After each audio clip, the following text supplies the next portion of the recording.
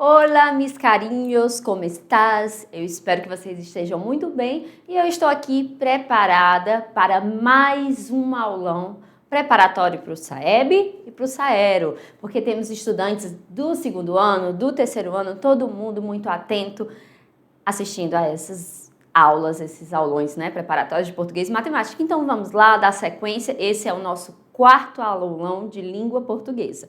Vamos ver o que tem de bom, quais são os textos, gêneros literários, não literários que vamos ler hoje. Vamos para a tela? Vamos lá para a tela, decolando para o futuro, SAEB, SAERO, cá estamos nós. Aulão de língua portuguesa e já começamos com esse texto que eu pergunto para vocês. Esse texto está escrito em prosa ou em verso? Tarará. Muito bem, esse texto está escrito em prosa, organizado em parágrafos, isso que determina se o texto é escrito em prosa ou em verso, né? Vamos ao título, vamos pegar todas as informações necessárias. É o texto 1, isso quer dizer que se vocês estivessem com uma provinha, saberiam que tem o texto 2. Nós já falamos aqui no aulão que quando tem o texto 1 e o texto 2, geralmente vai pedir, exigir de você a capacidade de fazer comparação entre temas, algo que seja comum, que não esteja de acordo nos dois temas, ou seja, saber se você sabe fazer, saber se você é capaz de alcançar essa compreensão textual. Beleza? Então, vamos lá ao título. A estação de trem. O que mais que a gente tem sobre o texto? Temos informações abaixo, que é adaptado para fins didáticos. Tá vendo lá embaixo? Ó, que é um fragmento. Vamos ao começo. Quem escreveu? Carol Oliveira, A Estação do Trem. Aí, revista disponível, tem um link e tudo. E é isso. Agora sim, vamos para a primeira leitura, que vocês farão o quê? Uma primeira leitura para o cérebro aí, vocês já sabem, dá uma escaneada no texto, vai para a questão, vai para o texto 2, lê o texto 2, vai para o comando da questão e depois volta para mais uma leitura, que é fundamental, seu cérebro já está mais habituado, então você vai ser capaz de compreender ainda melhor. A ver... A estação de trem. Primeiro parágrafo. Uma arquibancada de madeira coberta por árvores com folhas recortadas como as das parreiras e troncos com manchas como se fossem pintadas. Em frente e ao lado de uma grande estação, a estação de trem. Em frente era um barracão alto com um imenso relógio que marcava as 16 horas. A gente já vê aí um aspecto descritivo, não é? Está descrevendo. O vento trazia uma poeirinha com cheiro de água. Sentados na arquibancada, fizemos um lanche, enquanto conversávamos questões que importam e assuntos em comum. Estávamos tranquilos e aproveitamos para degustar um chá, quando de repente apareceu um homem, com cabelos bem brancos penteados para trás. O homem disse que era proibido tomar chá naquela praça e anunciou no alto-falante da estação. Bem, né? Expondo aí a situação. Pegamos nossos objetos e as embalagens do lanche para descartar. Eu saí para ir embora ouvindo o alto-falante da estação. Então quis me apressar quando do nada caiu uma chuva forte. Puxei o capuz do casaco marsala, comprido até o joelho. Perdida nos pingos d'água que caíam, ouvia a voz do meu amor me chamando, mas não conseguia enxergar de onde vinha. Corria olhando para o alto, as árvores e para frente. E ele estava lá, me esperando para me esconder da chuva. Então aqui a gente vê qual é o tipo textual característico desse fragmento desse romance, né, desse texto. Digam para mim, é um texto narrativo, dissertativo, injuntivo? Tem trechos que estão descrevendo ali. O que está contando o quê? Esse momento, né? Então a gente se depara com o tipo textual narrativo. Vamos para o texto número 2. Beleza, a gente já leu ali, já pegou todas as informações e é o bastante para esse momento. Agora vamos para o momento 2. Texto 2. Estação de trem. A estação de trem. Opa, já estamos vendo aqui que há uma temática comum, não é mesmo? Vamos pegar todas as informações. Esse texto é um texto escrito em prosa ou é um texto escrito em verso? Muito bem, é um texto escrito em verso. Digam para mim, meus carinhos, como é que a gente chama... deixa eu passar aqui rapidão, que vai ativar a canetinha aqui. E já está. Como chamamos o conjunto de versos? Muito bem, estrofe. Então, nesse texto nós temos quantas estrofes? 4 estrofes, não é mesmo? Um poema escrito, né, em verso, porque é característico da poesia, composto por 4 estrofes. Temos a informação Paulo Carvalho, você lê atentamente, disponível para fim didático, um fragmento, né? E vamos para a leitura do texto. Lá vem o trem, a terra treme, faz barulho, solta fumaça, mas ninguém o teme.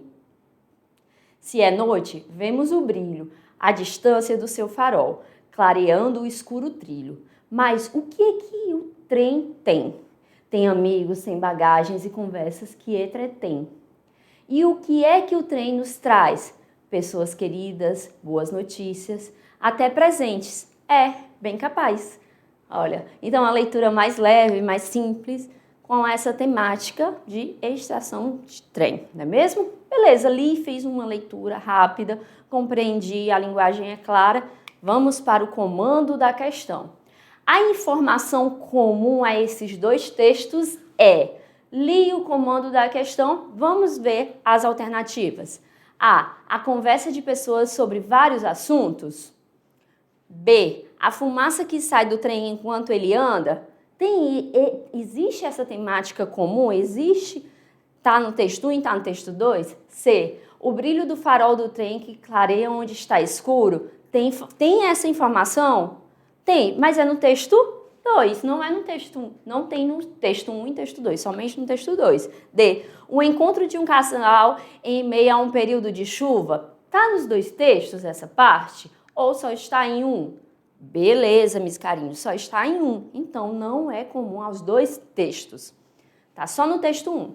O material utilizado para a construção de uma arquibancada. Esse daí, né, também sabemos que está ali descrito, a madeira, tudo, só no texto 1.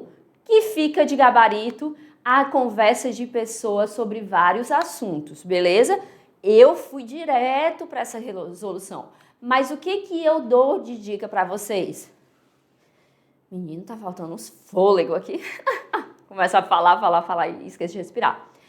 O que eu dou de dica? Você vai para o comando, lê assim as alternativas, mas vocês teriam que, no dia lá valendo da avaliação, ler novamente.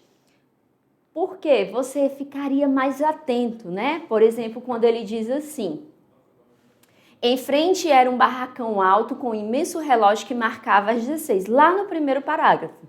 O vento trazia uma poeirinha com cheiro de água. Segundo parágrafo. E o terceiro? Sentados na arquibancada, fizemos um lanche enquanto conversávamos questões que importam e assuntos em comum. Olha, aqui está falando de bater papo ali na estação de trem. E o que fala também, outro ponto, qual é o verso que fala desse momento de bater papo na estação de trem? A terra, lá vem o trem, a terra treme, faz barulho, solta fumaça, mas ninguém o teme.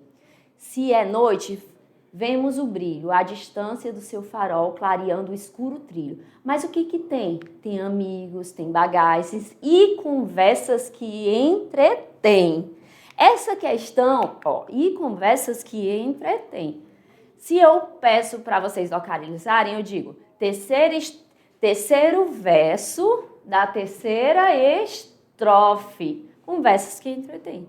É o único ponto que tem em comum as dadas alternativas, porque poderia aparecer. Com certeza, se a gente for avaliar, tem outros pontos em comuns.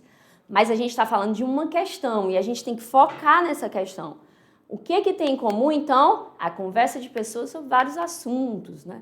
E essa questão se torna fácil porque as outras estão claramente erradas, as alternativas. Então, gabarito, letra A. Muy bien para quem acertou questão número 1. Vamos seguir? Vamos lá para a questão número 2, ainda usando de suporte o texto 1 e o texto 2, beleza? No texto 2, no verso, e o que o trem nos traz? Lá na quarta estrofe, ó. E o que o trem nos traz? Beleza.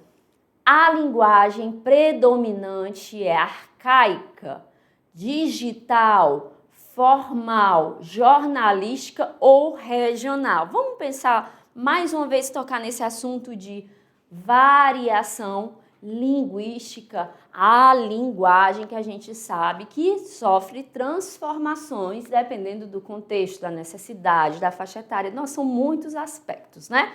Mas aqui a gente tem que firmar no comando da questão. Então, a linguagem predominante, vamos por eliminação, é regional? Tem algum marcador regional? Ó? E o que o trem nos traz? Professora, dá um exemplo aí de um marcador regional. Por exemplo, se tivesse escrito assim, ó, why? E o que o trem nos traz? Esse marcador why, que a gente pensa logo em quê? Numa fala mineira, né? Aí seria um marcador regional. Ou então, um marcador de uma linguagem mais voltada para pessoas que moram em zonas rurais, né? Ou de um nordestino, você fez isso, mas está escrito, né? Assim, a linguagem escrita de acordo com a fala e de acordo com a fala de uma região específica. Beleza? Não é o caso, meus carinhos. Vamos para a jornalística? Essa daqui é por eliminação, noção mesmo. E o que o vento nos traz?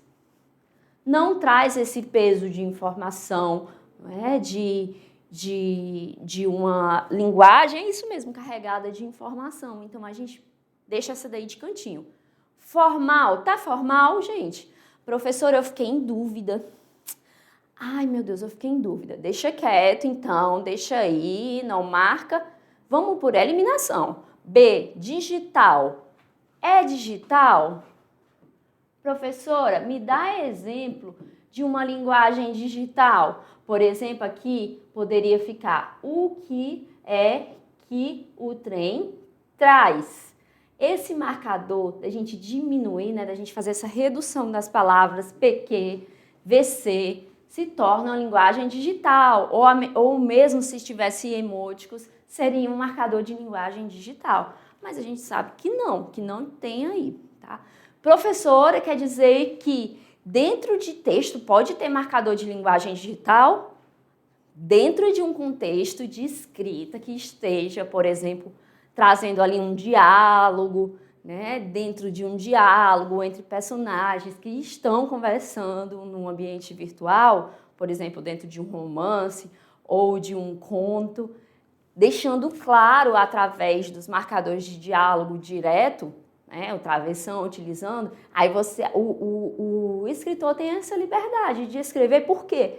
Porque o leitor vai saber que está escrevendo daquele jeito, não é porque está escrito daquele jeito, como esses marcadores digitais, não porque o escritor não saiba, né, não domine a linguagem formal, e sim porque ele está querendo deixar claro como aqueles personagens estavam se comunicando, né, a linguagem que eles estavam utilizando. Beleza, compreenderam, né? Então, vamos lá, jornalística não arcaica. Muita gente acha que para ser formal tem que ser arcaica. Não, formal quer dizer que está de acordo com a gramática normativa. E o que é que o trem nos traz? Então, aqui fica o quê? Linguagem formal. Professora, por que não é arcaica? Arcaica a gente vai lembrar desses termos das linguagens utilizadas antigamente.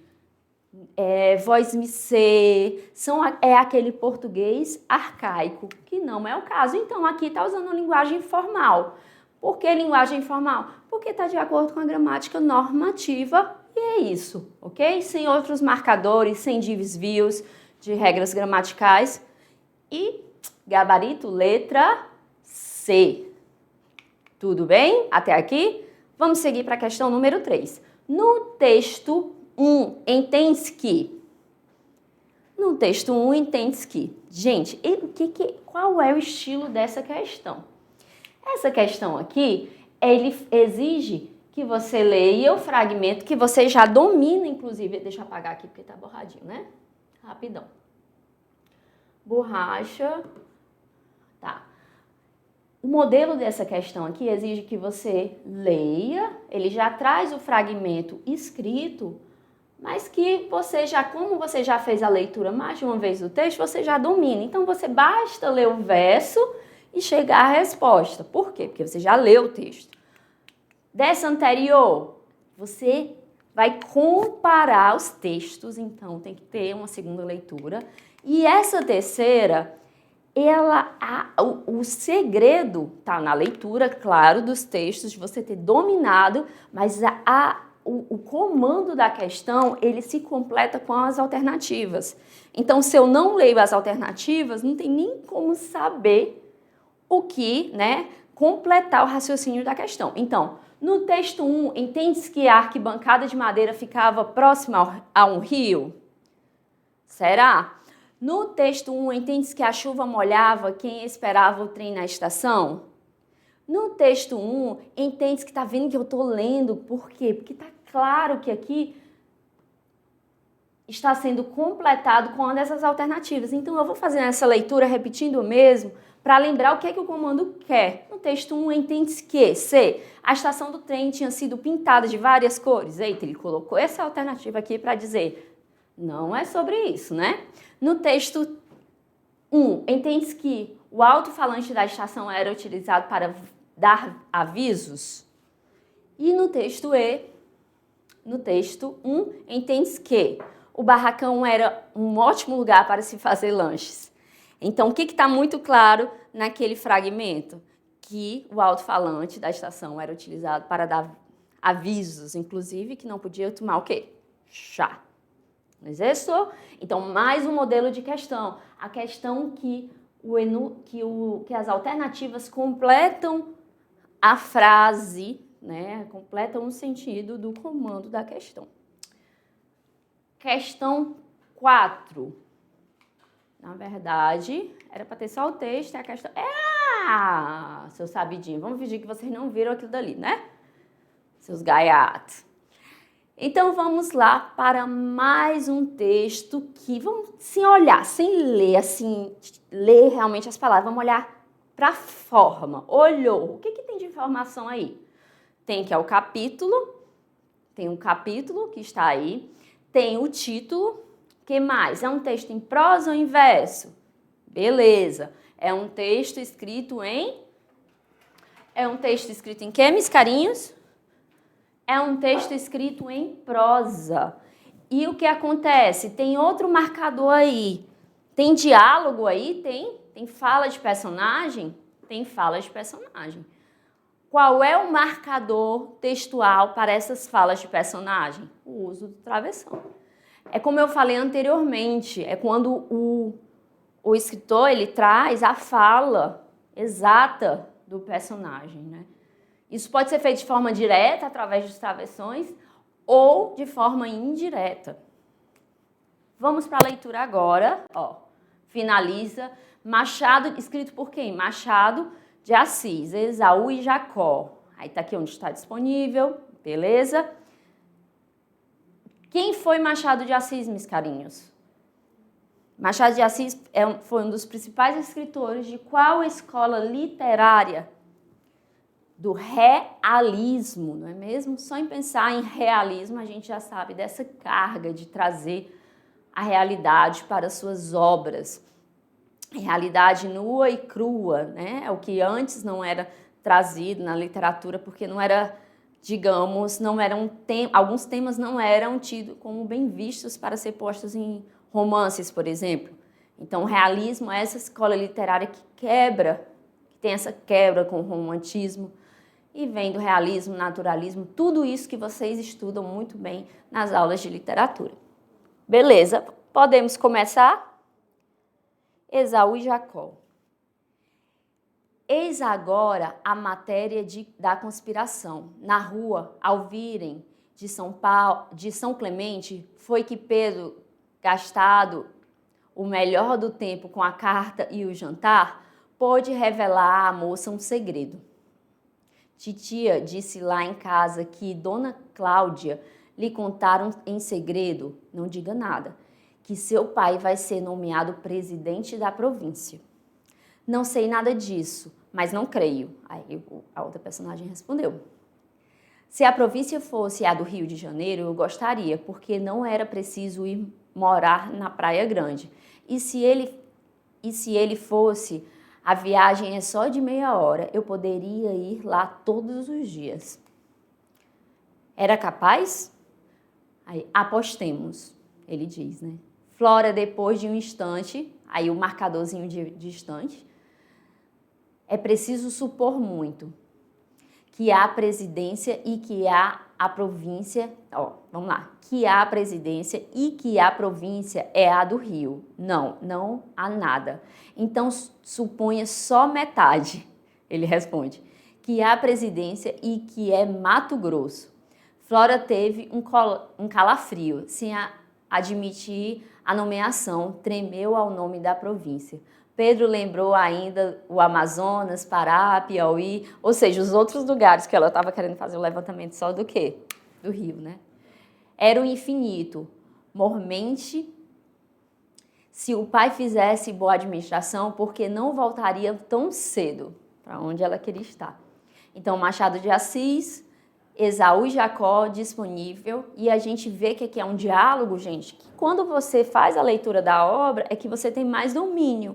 Só que lembre-se, é uma questão para perguntas específicas. Vamos para a pergunta? Para a questão, comando da questão. O contexto histórico ao qual esse texto faz referência é qual? A assinatura do Tratado de Tordesilhas? Aqui é uma questão que traz literatura, mas também requer um pouco de conhecimento que você fica mais... É o conhecimento global dentro dessa questão. Assinatura do Tratado de Tordesilhas. B. A chegada dos primeiros portugueses à colônia. C. A distribuição das capitanias hereditárias no Brasil. D. A invasão dos holandeses no Brasil. E E. A proclamação da independência do Brasil. E cá está ele gabarito, que a gente tem como referência, aqui fala de aspectos históricos, mas a gente tem como referência o quê? Um livro de literatura escrito lá no realismo, trechos dele, né, fragmentos, e que você chega com esse conhecimento global ao gabarito letra E, não é mesmo? Quando ele fala aqui, por exemplo, de se a província fosse Rio de Janeiro, eu gostaria, porque não era preciso ir morar na Praia Grande. E se ele fosse, a viagem é só de meia hora. Outra parte que tem ali, vamos lá, no diálogo, quando ele diz... Titia disse lá em casa que doutora Cláudia lhe contaram em segredo, não diga nada, que seu pai vai ser nomeado presidente de província. O realismo, ele trazia essas questões, né, à tona.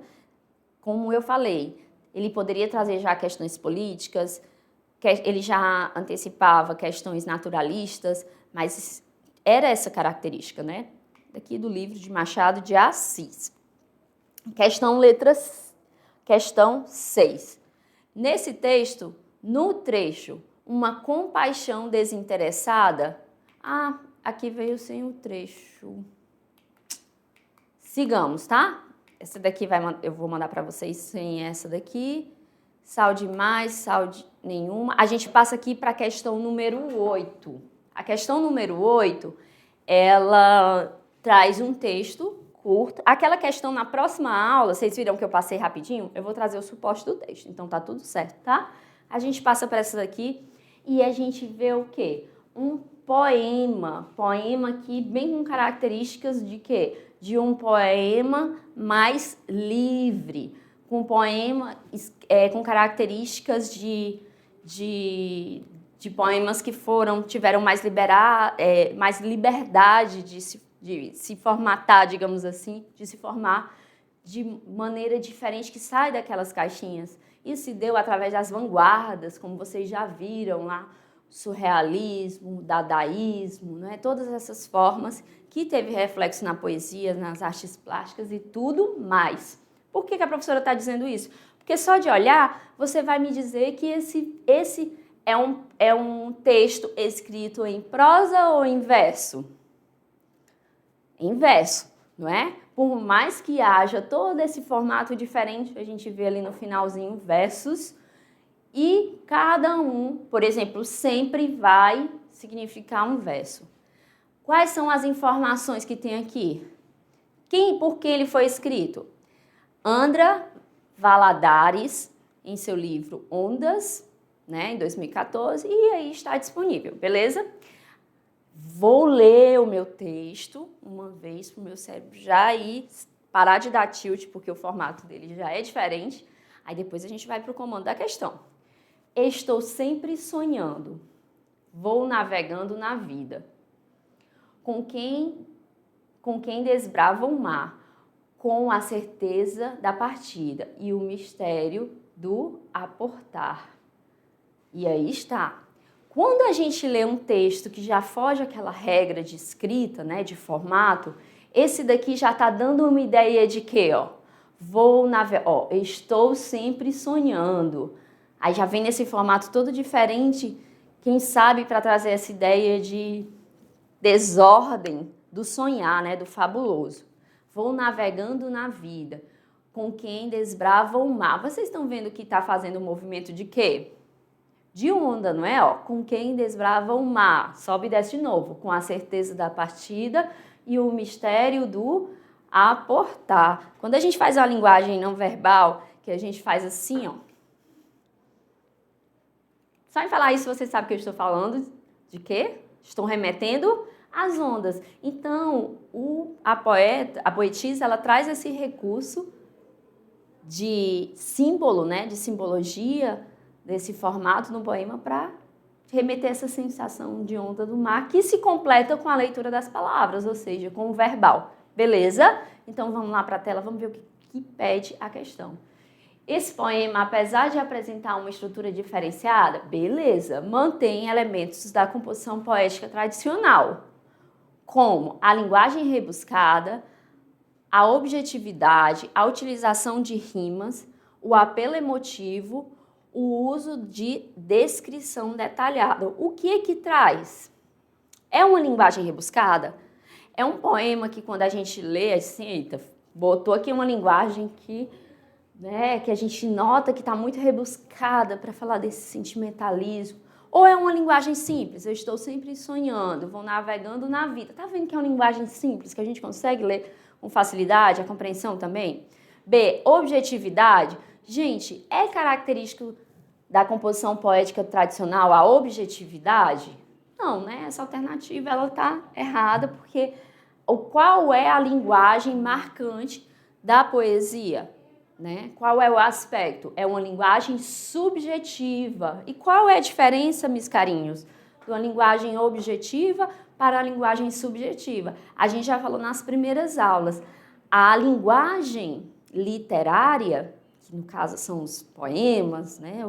Hoje a gente trabalhou mais texto literário, ela traz esse peso de subjetividade, ou seja, você precisa ler, você precisa interpretar, você precisa sentir para compreender. É diferente de textos não literários que têm característica, uma linguagem objetiva, por exemplo, textos jornalísticos.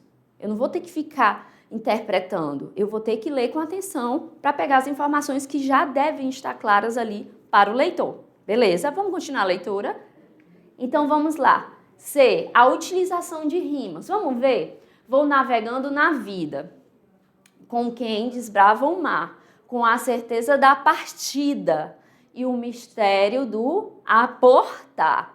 Então, essa fica a nossa alternativa correta, o nosso gabarito. Por quê? O que ele vem montando?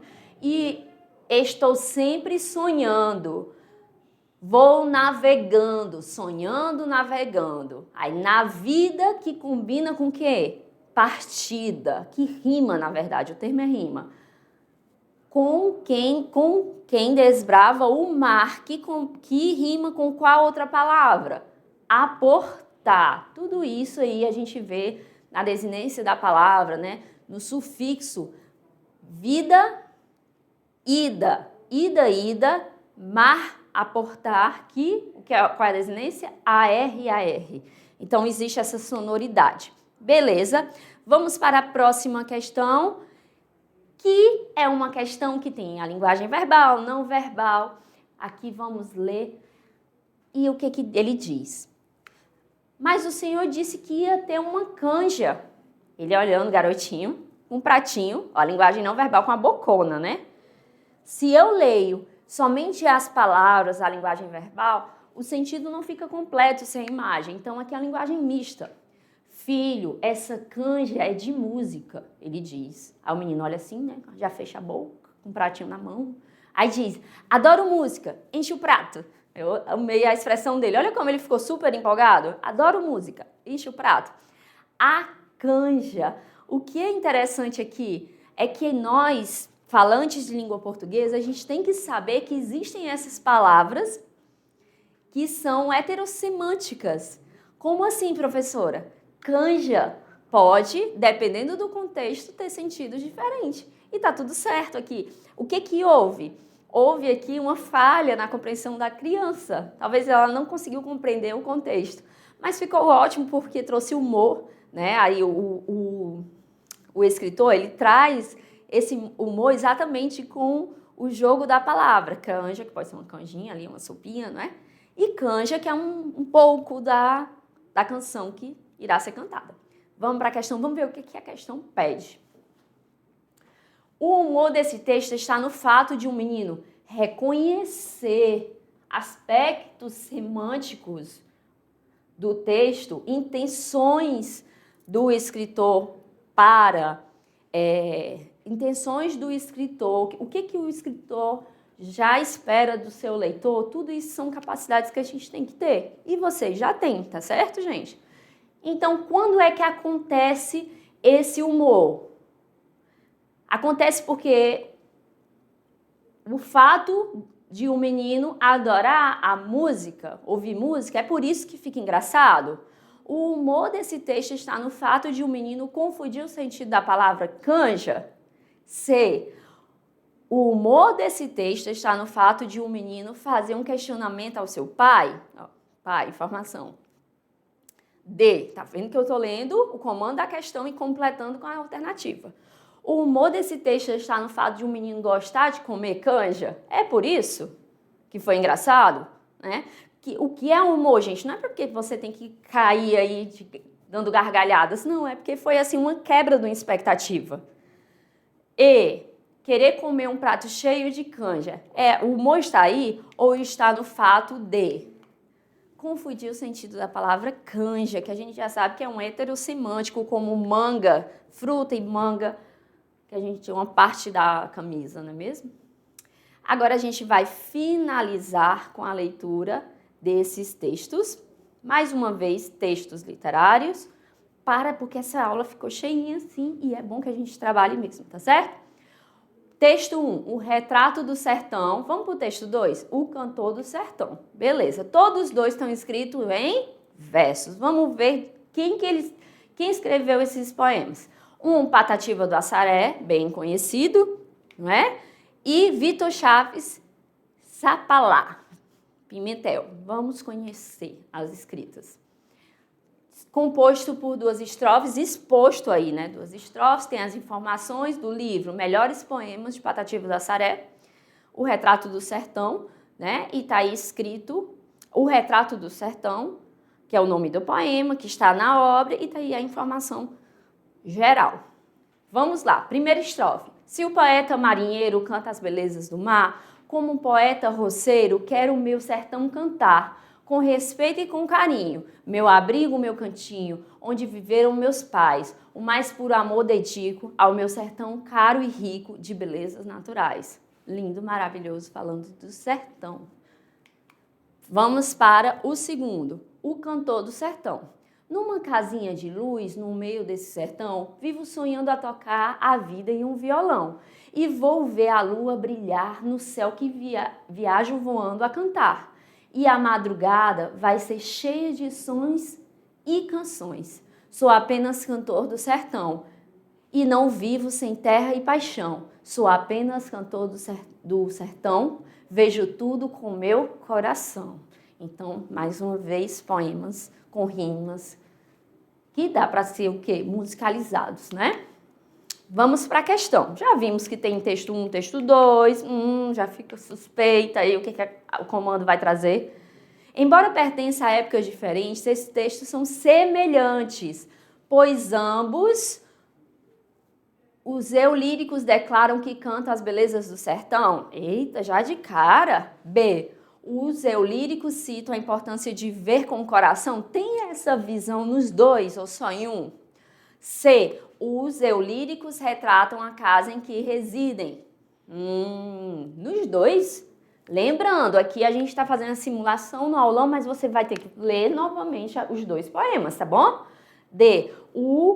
Os eulíricos sabem tocar instrumentos musicais. Ou E. Os eulíricos se comparam a um poeta marinheiro. Eita, aí voou para longe, né? Gabarito, letra A.